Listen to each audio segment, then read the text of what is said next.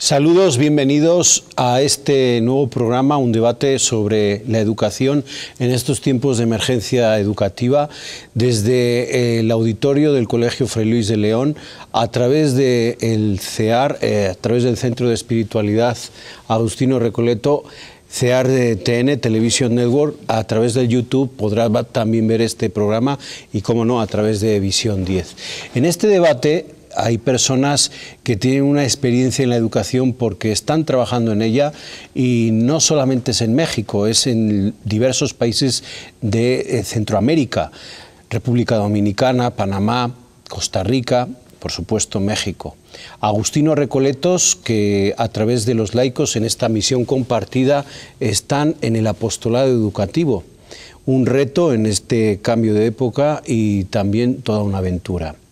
Bienvenida, Conchita María Concepción García Rábago, directora general del Colegio Fray Luis de León, quien va a moderar este debate. Bienvenida, Josefa Guzmán, que pues está en el Colegio Técnico San Agustín de Costa Rica. Bienvenida, Farida Rodríguez Vega, de Panamá, que está en el Colegio San Agustín. Bienvenida también Rosa Isabel Ruiz, de República Dominicana.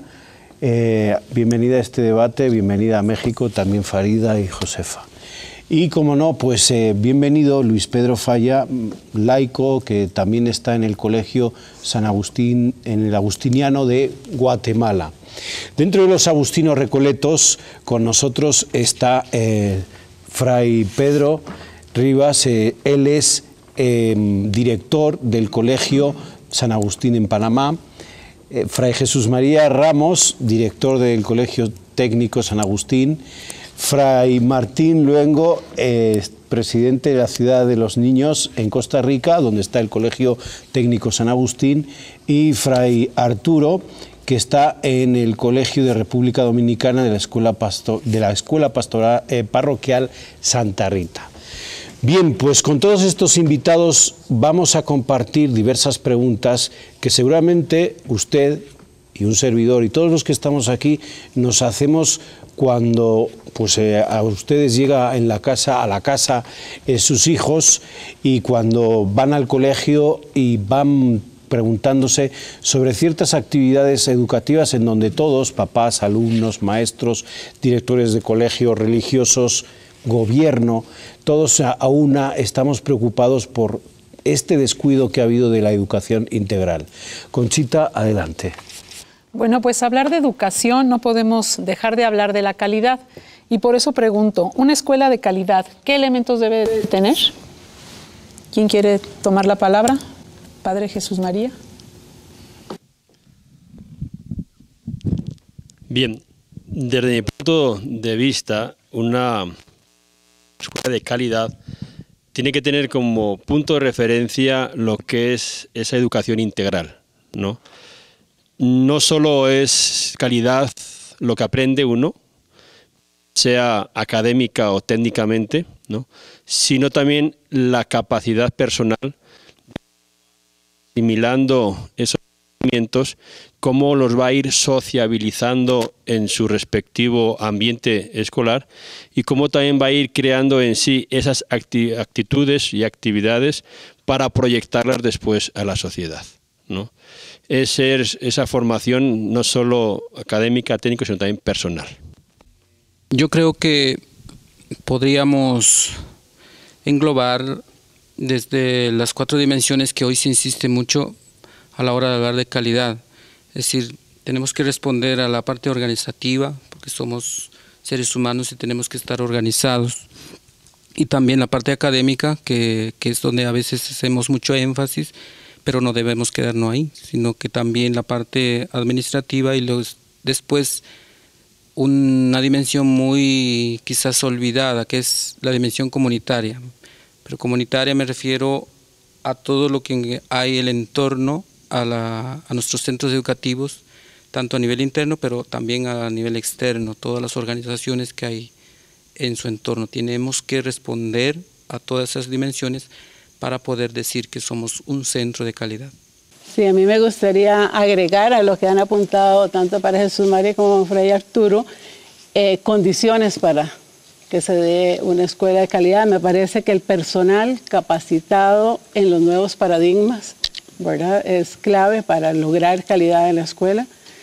El sentido de pertenencia que tengan los miembros de la comunidad educativa y la claridad en la misión de la institución. Eso, digamos, permite que el personal e incluso la comunidad educativa, incluyendo a la familia, pueda canalizar acciones muy claramente hacia una meta. ¿A quién le corresponde dar lo de la calidad, lo que mencionaba la señora Josefa?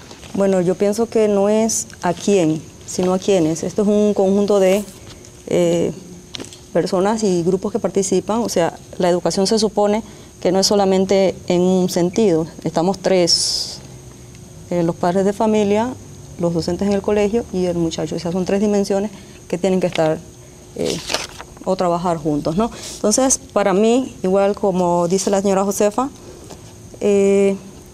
elementos, buenos docentes comprometidos con la educación. O sea, actualmente, ¿por qué nos vamos a hacer docentes? De pronto porque nos pagan. No, debemos tener vocación de enseñar e informar a ese muchacho, como dice el padre, un muchacho integral, involucra muchas cosas.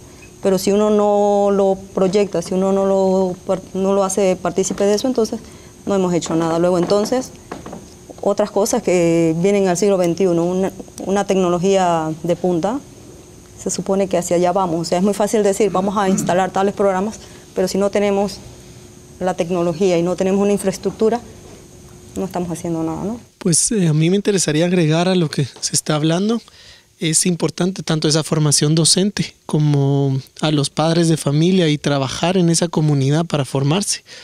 Pero creo que calidad también es hablar que esté centrado en el alumno. O sea, centrada la educación académica en los procesos psicológicos y los procesos emocionales y lo que llevan los alumnos. Y entender un poco a las generaciones de ahora qué es lo que necesitan, qué es lo que demandan. Y si ellos son partícipes, activos, construyen junto con el otro su aprendizaje y está aplicado a su realidad, es mucho más vivencial y aprendo mucho más cosas que si solamente me llenan de documentos o de información que tal vez no me vaya a servir. Entonces, calidad también es que permita esa participación de los alumnos y que esté centrada también en ellos, porque va a ser algo que le va a dar estrategias y habilidades y destrezas para lo que necesita en este siglo. Y qué más que tener un alumno que esté realizado, que sepa también su proyecto de vida y qué es lo que quiere hacer para poder destacar en este mundo globalizado. Yo creo que el impulso lo tenemos que dar los directivos de los colegios, apoyándonos en las redes de padres de familia, en beneficio obviamente de los alumnos, ¿verdad? Y teniendo a los jóvenes como eje de la institución a todos los niveles. Entonces el alumno como centro del colegio, de la escuela, los directivos buscando las estrategias necesarias para llevar a cabo esa formación integral del alumno. Entonces si nosotros nos quedamos parados, la escuela va a seguir tradicional como siempre, ¿verdad? Si nosotros nos movemos y vamos buscando nuevos métodos y nuevas maneras de enseñar, entonces la escuela va a ser diferente. Padre Pedro. Quizás voy a darle para atrás a la película, porque comenzamos a decir sobre calidad y no definimos qué entendemos por calidad. Y me voy a permitir recordar dos cositas. Primero, la OCDE define calidad como aquella que asegura a todos los jóvenes adquisición de los conocimientos, capacidades, destrezas y actitudes necesarias para la vida adulta. Así lo define en 1995. Y a partir de ahí podemos decir que una escuela de calidad, entonces la que promueve el progreso de los estudiantes en una amplia gama de logros intelectuales, sociales, morales, emocionales, teniendo en cuenta su nivel socioeconómico, su medio familiar y su aprendizaje previo, que es lo que se vino diciendo con eso de formación integral. Pero en términos agustinianos, quisiera aportar ahí un granito de arena para entender ese asunto. Tenemos que hablar de calidad no solamente viendo la eficiencia, por ejemplo, en los procesos, ni siquiera la eficacia en el uso de recursos, ni la satisfacción de los clientes, entiéndase directo, los alumnos, o indirecto, los padres de familia, la sociedad, sino apuntando a la finalidad misma del hecho educativo, y es la formación de personas plenas. Entonces, en la medida que logremos ese objetivo, en esa medida estaríamos hablando de una educación de calidad. Pero tienen tanto que ver con estoy manejando tales recursos, tengo tal tecnología, estoy haciendo tales actividades, cuanto cuál es el perfil del alumno, de la persona que está saliendo de mi centro educativo. Eso está determinando si efectivamente estoy logrando calidad o no. Entonces va en la línea un poquito de lo que decía Arturo, y es como recordarnos los 4 pilares de la UNESCO, ¿verdad? Aprender a conocer, aprender a hacer, aprender a vivir juntos y sobre todo aprender a ser. Y eso es lo que va a determinar realmente si mi centro es un centro de calidad. Entonces pues ya todos los predictores de calidad, desde los recursos humanos, todo lo demás se convierten en medios y estrategias para lograr ese fin que queremos. Por ahí yo marcaría el asunto. Centrarnos en la finalidad del hecho educativo, que es personas nuevas. Digamos, desde el elemento cristiano, personas nuevas, digamos nosotros, a imagen de Cristo, en sentido, digamos, cristiano, como lo vería yo. Se habla de eficiencia, eficacia, mencionaba el padre, equidad y relevancia para que una escuela sea de calidad. En México se ha hablado más de la relevancia sobre lo que es la cobertura, o sea, se ha preocupado más el gobierno por llevar la educación a todos y se ha perdido eso. ¿Ustedes qué opinan? Bueno, pudiéramos decir que, tal como indicó el padre Pedro, a partir de diferentes niveles o estándares de posible calidad, pudiéramos decir que se ha perdido o no algún tipo de indicador de desempeño. Nos cuestionamos sobre si tenemos una situación de emergencia, pero yo creo que esa situación dependerá de en qué nivel de calidad estamos midiendo. Estamos midiendo contenidos, estamos midiendo resultados, estamos midiendo recursos humanos, estamos midiendo gestión, cobertura. ¿Qué estamos midiendo? Para mí una dimensión que es válida mencionar cuando hablamos de evaluación es el impacto que está teniendo una organización educativa en su contexto social. ¿Qué tanto está aportando para elevar el nivel de vida, la calidad de las personas que conviven en una comunidad X? ¿Qué tanto colabora con eso? Entonces, creo que por ahí va. Ok. ¿Se vive una emergencia educativa en México o también en otros países? Actualmente la hay, ¿no? Estamos pretendiendo educar a muchachos para el siglo XXI, que es donde estamos, pero con estrategias de hace 50 años atrás, ¿no? Entonces, si hay una emergencia, de ahí acomodar lo que son las estrategias educativas a los tiempos en los que estamos viviendo, para que ese muchacho lo preparemos de la mejor forma al mundo al que se va a enfrentar una vez que salga de esta etapa primera del colegio. Bien sea en nuestro caso a las empresas o bien sea a la universidad, ¿no? Yo creo que por lo menos en Guatemala también se tiene esta emergencia educativa, el hecho de la educación que se necesita para este siglo XXI, y también que los esquemas y los paradigmas tan tan marcados, tan tradicionales, no se apegan a las realidades de los alumnos. Y es necesario utilizar, implementar tecnologías y muchas más cosas para que ellos tengan un sentido lo que están aprendiendo, lo puedan aplicar, encontrando también quiénes son y siendo ciudadanos y personas plenas en sus países, en sus comunidades. Entonces sí es una emergencia que no solamente es de una región, sino de varias. Muy bien, Luis Pedro, Conchita, vamos a un corte y en un momento regresamos aquí en este debate sobre la educación, aquí en el auditorio del Colegio Fray Luis de León, a través del Centro de Espiritualidad Agustino Recoleta, Televisión Network, a través de Visión 10 y de YouTube. Regresamos.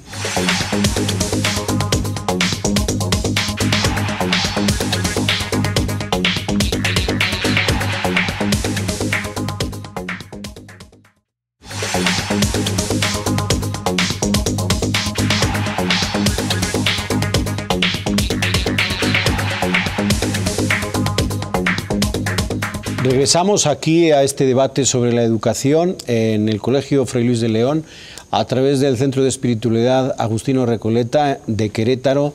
Estamos en un debate en donde hay directores de diversos colegios agustinos recoletos de Centroamérica, enriqueciendo todo este tema de la educación preocupante. Conchita, adelante. Bueno, hablando de la calidad, ¿qué solución hay para elevar los niveles de aprendizaje en habilidades de lectura, matemáticas y ciencias? Rosy. Bueno, yo entiendo que para poder elevar los niveles de aprendizaje en esas disciplinas no debería centrarse única y exclusivamente en la transmisión de contenidos. Debería ser un camino de construir el conocimiento conjuntamente con el alumno. Sin embargo, entiendo que deberían participar activamente otros agentes como el Estado, las familias, otros agentes sociales, para ir construyendo ese conocimiento de forma que el alumno vaya él mismo cooperando con su crecimiento. Pero ¿cómo se construye? ¿Quién me dice cómo se puede construir lo que Rosy comenta? Desde la pedagogía agustiniana hay una serie de pautas que yo creo que nos servirán como punto de reflexión para iluminar ese punto, y que me voy a permitir recogerlas en ese momento. Primero, ya Luis Pedro hizo referencia a una de ellas, que es que el principal agente del aprendizaje es el alumno, y al profesor le corresponde ayudar, orientar, estimular, evaluar ese camino de aprendizaje. Esa es la primera pauta en esta línea. La segunda pauta, indudablemente, es que el alumno aprende en función de su capacidad. Y esto es una cuestión muy interesante en la pedagogía agustiniana. No todos somos iguales, y el educador debe realizar las adaptaciones correspondientes para que se alcancen los objetivos. Eso es una pauta también importante para lograr calidad, digamos, en estos temas. Los procesos de aprendizajes deben ser lógicos y por tanto deben partir del método científico, la observación de los hechos ante la elaboración y comunicación, digamos, de resultados. Y a veces, digamos, eso no se da en nuestros procesos. Todavía seguimos repitiendo cosas y por eso, digamos, no avanzamos en lo que tú dices. Lo siguiente, la cuarta pauta, es que el aprendizaje debe compaginarse con la madurez psicológica de los alumnos. Quinto, súper importante, el aprendizaje debe ser significativo, y ahí volvemos a lo que tú indicabas. O sea, no se trata de llenar programas, de meter contenidos, y al final te dice el muchacho, bueno, ¿y eso a mí para qué me sirve? ¿Qué tiene que ver con mi vida o con lo que yo estoy haciendo? Y es parte del problema que hay. Después, digamos, ese aprendizaje, para que sea significativo, tiene que desarrollar en el alumno la memoria comprensiva y asociativa. Y además de eso, tiene que desarrollar, sería la séptima pauta, destrezas y actitudes, que es el tema, digamos, que estamos debatiendo esta tarde de las competencias, para, digamos, transformarse pues en una práctica permanente. Y a la vez, la octava, el aprendizaje es una respuesta a un estímulo, por tanto, se debe generar desde motivaciones e intereses. Y ese es el otro tema. ¿Por qué no logramos elevar los niveles de lectura en las lecturas, en matemáticas y en ciencia? Porque simplemente no hay motivación, no generamos interés. Le corresponde entonces al profesor. ¿Ustedes creen que el profesor está dispuesto a hacer estos cambios? Es difícil decirlo porque ya que se hace énfasis sobre todo de cara a la motivación, y hoy también se insiste mucho de que el maestro o quien sea que esté en área de educación tiene que ser por vocación. Por tanto, con mucha frecuencia nos encontramos con personas que están en el área de educación sin vocación. Por tanto, ahí fracasamos porque entonces, ¿cómo motivamos nosotros a aquellos a que aprendan X áreas si nosotros mismos no estamos motivados? Entonces, creo que hay mucho que trabajar en esa línea, ¿verdad? A mí me gustaría opinar en relación con elevar los niveles de aprendizaje en matemática, ¿verdad? Que es una de las áreas que más problemas presenta. Y a veces concentramos esa preocupación y esos esfuerzos a nivel de los últimos años de secundaria, a fin de que para que el muchacho esté bien preparado en matemática, para ver si quiere ir a las ingenierías o a la universidad. Y en realidad, digamos, el razonamiento lógico-matemático, ¿verdad?, es en la niñez. Y para eso lo apuntaban los compañeros anteriormente, ¿verdad? La formación del profesor, sólida en algunos conceptos claves.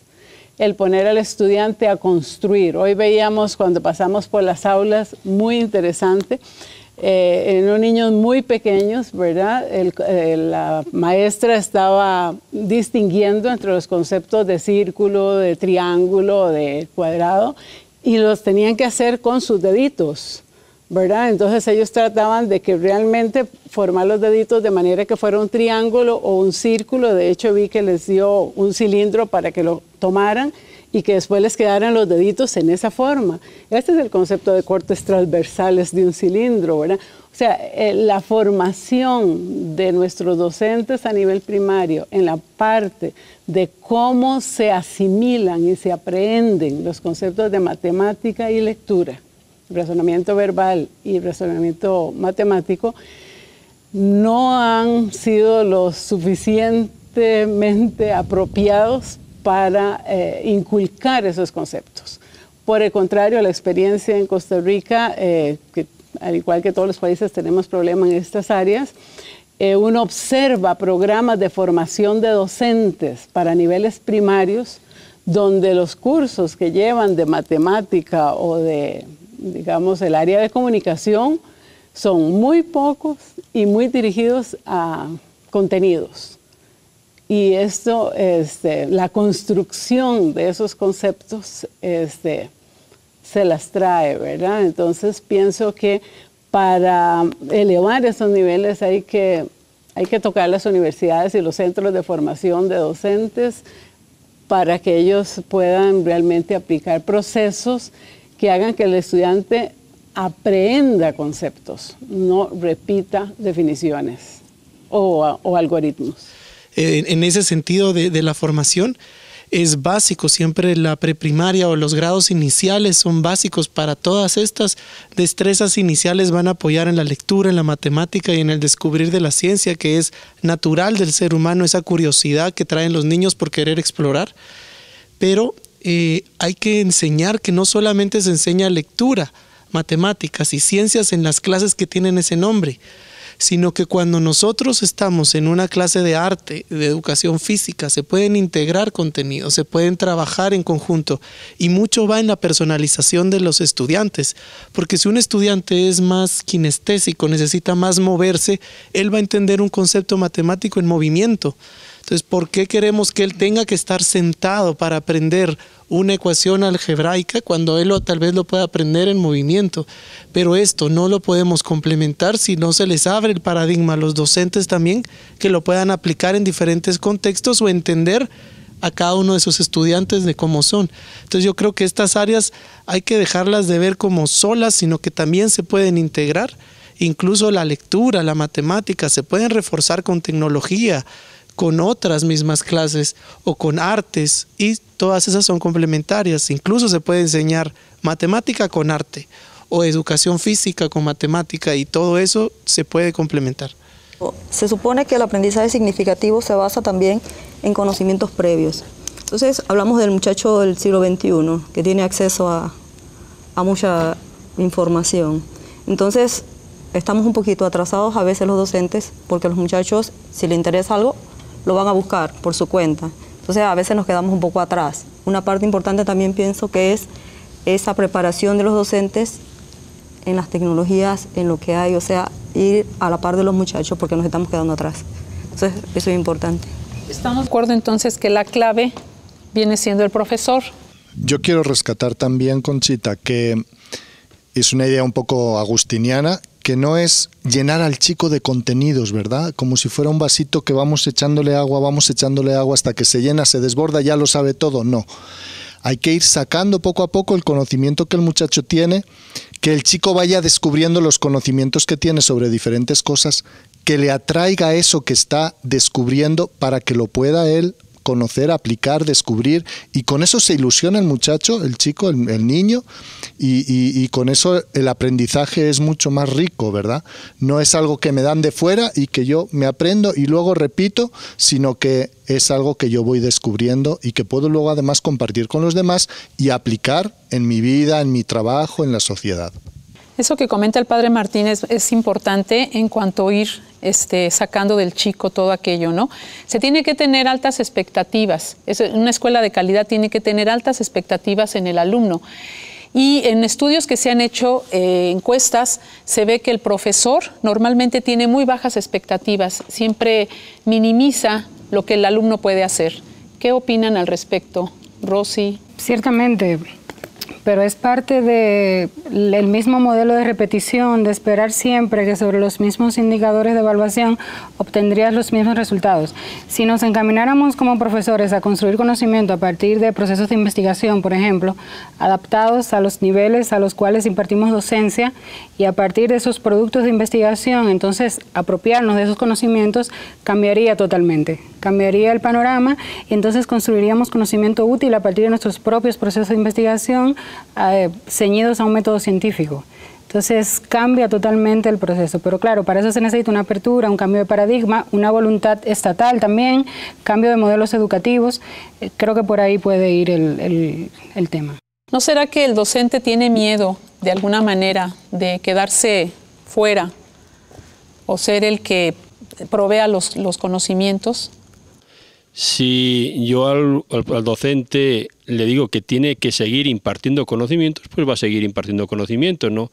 Pero eso no va a crear ni las expectativas del muchacho, porque los conocimientos los puede buscar actualmente en cualquier medio de información, ¿no? La cuestión es qué tanto la función del docente es guiar al muchacho para que verdaderamente adquiera los conocimientos por sí mismo, ¿no?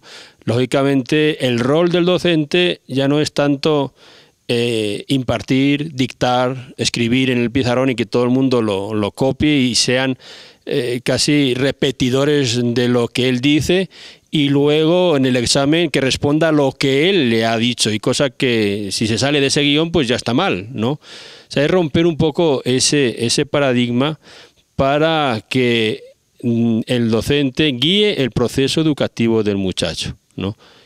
Bien, se nos está acabando el tiempo y a mí sí me gustaría terminar y cerrar este debate con una participación de todos quizás con algo un poco polémico, pero también en donde todos tenemos una opinión y una experiencia. Los papás que están al otro lado y nos están viendo, y las personas que nos siguen a través de la web y a través del YouTube, probablemente estén diciendo, bueno, ¿y estos maestros que dejan tarea a los chavales, a mis hijos que llegan a casa o que tienen que prepararse para el examen? Estos maestros, ¿hasta qué punto son partidarios de que siga habiendo tareas en nuestras escuelas del siglo XXI y que siga habiendo exámenes en el siglo XXI en estos alumnos que aprenden haciendo? Entonces, cada uno va a participar diciendo si es partidario y por qué brevemente, si es partidario de seguir con los exámenes o no, o si es partidario de seguir con las tareas o no. ¿Y por qué? Brevemente, en un minuto, y empezamos, si quieres, Conchita, con Luis Pedro. Muy bien, pues yo soy partidario de que hayan evaluaciones que pueden ser ya sea por exámenes o por otros medios. Es necesario en el proceso educativo evaluar, pero sí hay más formas, proyectos, actividades, diferentes formas de evaluar, no solo un examen objetivo que mide ciertos conocimientos. Y de tareas, pues sí, pero que tengan una intención y pocas. Hay que permitir que sean jóvenes. Farida. Sí, yo soy partidaria de las tareas, pues sí, no digo exageradas, pero el muchacho en casa debe tener, porque eso les da disciplina, ¿no? Nos lleva a formar individuos que van a cumplir con ciertos parámetros en la sociedad actual.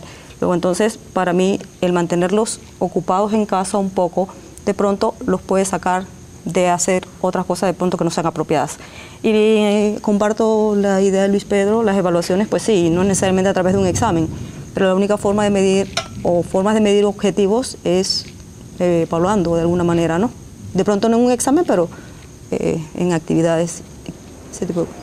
Sí, yo voy en la línea de ellos perfectamente, en que sí hay que evaluar, hay que hacer tareas, pero naturalmente que hay que entrarle con mucho razonamiento o con mucho equilibrio para evitar excesos, ¿verdad? Ni dejadez, ni tampoco en abundancia. Creo que el equilibrio es muy importante.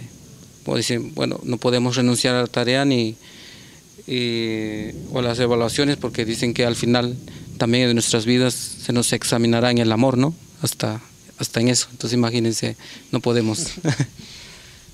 Sí, yo partiría de una, digamos, malformación que tenemos en relación con el concepto de evaluación, ¿verdad?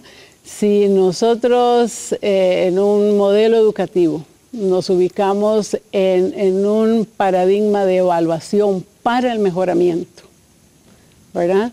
Entonces, evaluación ya no es sinónimo de tareas para checar que me la trajiste y si no una represalia, ¿verdad? O un examen en este momento, a esta hora y de este tamaño y para todos igual, sino que es una evaluación para el mejoramiento, para chequear, digamos, cómo va esos objetivos que me propuse en mi plan de acción, ¿verdad? Y poder acompañar al estudiante a que siga.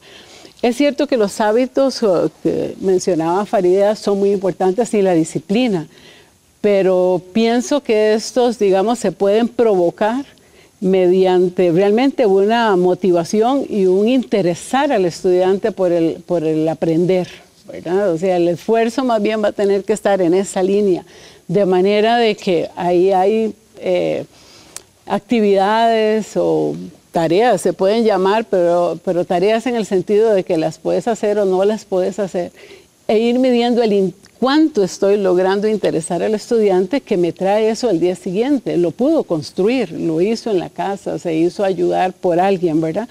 Porque el aprender, Padre Pedro refería a los pilares de Jacques Delors, de la educación encierra un tesoro, y si vemos, digamos, ahora la nueva línea que es los 7 saberes de Morin, ¿verdad? En donde está el aprender. Entonces, me parece que debemos trabajar en esa medida, ¿verdad? No podemos decir, quitemos lo que llamamos nosotros evaluaciones, que la verdad no son las evaluaciones de un solo si no nos hemos preparado en el nuevo concepto, porque si no, entonces sí nos quedamos, como diríamos a veces, sin el santo y sin la limonda, ¿verdad? Es un tema interesante de trabajar, digamos, evaluación para el mejoramiento. Yo pediría a los padres de familia que no tengan miedo, que se fíen de los centros educativos, que se fíen de los profesores. La educación está cambiando y no podemos seguir con el sistema que tenemos de hace 200 años, ¿no? Hay muchas formas de evaluar los conocimientos, hay muchas formas de ver si el niño va aprendiendo más o se va quedando ahí y algo pasa con el aprendizaje, ¿no? Entonces, bueno, no sé, de repente les mandan a hacer una tarea de estúdiate y apréndete no sé cuántas cosas. A lo mejor una tarea es un juego, de repente, ¿verdad? Métete a internet a tal juego y haz tal cosa. Y eso los padres lo ven como una pérdida de tiempo, ¿verdad? Pero los padres de familia se tienen que fiar de los centros educativos en los que tienen a sus hijos. El proceso de educación y el proceso de crecimiento de los niños y de los jóvenes tienen que ser evaluados. La evaluación es continua, es un proceso. Entonces, ponle el nombre que tú quieras. Habrá muchas maneras de hacerlo, pero tiene que haber un proceso de evaluación. Lo peligroso sería que por el miedo a no hubiera proceso de evaluación, y eso iría en detrimento de la calidad. Eso es grave, eso es gravísimo. Sería peor que incluso que nos metiéramos solamente en la onda de hacer solo exámenes. Sería incluso peor. O sea que ahí hay que tener muchísimo cuidado porque nos estamos jugando el tipo, como dirían los españoles. Entonces ahí hay que tener ojo con ese asunto porque, como está de moda, quitemos los exámenes, nos llevamos de paso todo y entonces se acabó. Entonces hay que evaluar, tenemos que sentarnos a discutir en los centros, tenemos que ver qué cosas pueden ser evaluadas de una manera, qué cosas pueden ser evaluadas de otra manera. Y creo que es un debate en los centros, no es decisión del director o del maestro o de un departamento, es una cuestión a discutir de los claustros de profesores para buscar la mejor manera dependiendo de qué área científica se esté trabajando. Y lo mismo pasa con las tareas. Las tareas así popularmente se ven como castigo o que el profesor lo que no explicó resuélvelo tú en el aula.